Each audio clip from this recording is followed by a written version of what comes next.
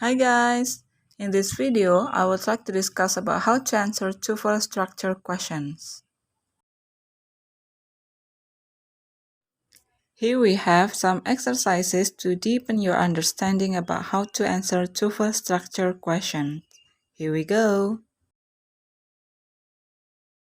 The first exercise is identifying subject and verb. In TOEFL structure, the first thing to do is identifying the subject and the verb of the question. Here you have an example. Blah blah blah tea plant are small and white. You are asked to choose the best answer of 4 options provided. What to do? First, read the question completely from the beginning until the end of the question or sentence or until the stop mark.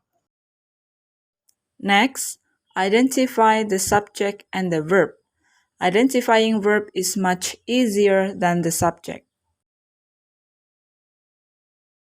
So, do you find the verb here? Yes, we find are. Are is the verb. It is to be and positioned as verb in this sentence. Are is verb in plural form. Next, let's identify the subject. We find the word plant. Is it the subject? It is singular noun, while we need plural noun to be matched with plural verb are. So, the word plant isn't the subject. It means that we need to find the subject of this question because the sentence has no subject. Look at the options. The can't be a subject. It is only an article. On can't be a subject. It is a preposition. Having flowers the can't be the subject. The only left option is D. The flowers of the. Flowers is the subject, and this word is plural. Flowers is matched with the verb are, so D is the best answer.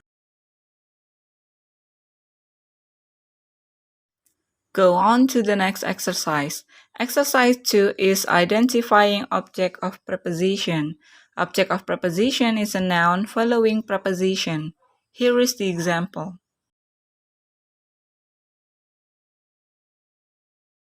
You have some preposition in this question. Let's identify.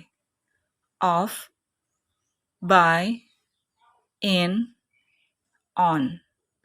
They are all prepositions. The nouns following those prepositions are object of preposition. It means they are not the subject. Subject is placed before the first preposition, that is of. The word map is the subject, and it is a singular subject, matches with an article a, which is article to a singular noun. Then we don't find any verb in this sentence, which means that we must find the verb in the options. Let's eliminate the options that are not verb. Airing isn't a verb. To air isn't a verb. Then there are 2 options left, airs and air, that belong to verbs. So which one is the answer? Let's identify both. Airs is verb to a singular subject. Air is verb to a plural subject. Because the subject itself is map, which is singular, the verb must be singular. The best answer is A. Go on to the next exercise. Exercise 3 is about present participle. Present participle is an ing form of verb. It can be functioned as verb following to be, and it can be functioned as adjective to explain a noun. Here is the example. What to do? Identify the subject and verb first. We have companies as the subject. It is in plural form. Let's find the verb. Do you find any? There is no verb in this sentence. It means that we need to find the verb in the options. Finding isn't a verb. They find. Find is a verb, but there is they, which is a subject. We have the subject previously, so we don't need another subject. Their finding has the same issues as an option C. It has verb, but it also has subject that we don't need. So the best answer is B. Are is a verb for plural subject. Then we are coming to the fourth exercise that is about past participle. Similar to present participle, past participle or verb 3 form can be a verb if following to be, but it can also be an adjective. Here is the example. What to do? Yes, identifying the subject and verb. We have plates as plural subject and meat as plural verb. They match, so we don't need any subject and verb anymore. Were, calls, was, or verb. Those can't be the answer. The only option is called. It is past participle functioned as an adjective to explain the noun, the earth.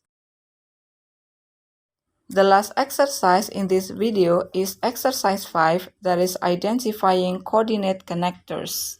Coordinate connectors are connecting two independent clauses. They are and, but, or, so, yet. They are placed in the middle of two clauses. Here is the example. What to do?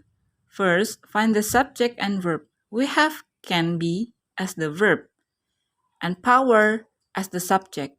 So, it's complete. Let's have a look on the options. It seems that the four options have similarity. They contain subject and verb. It as the subject and can as the verb. It is shown in all options.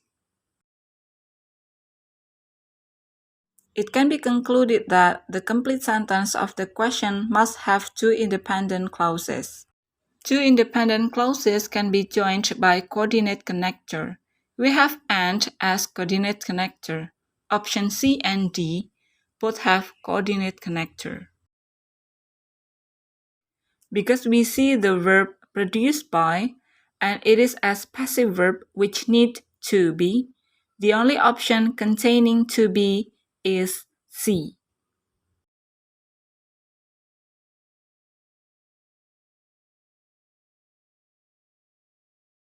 That's all for the exercises on how to answer TOEFL structure questions. Watch another video to learn more exercises. Thanks for watching.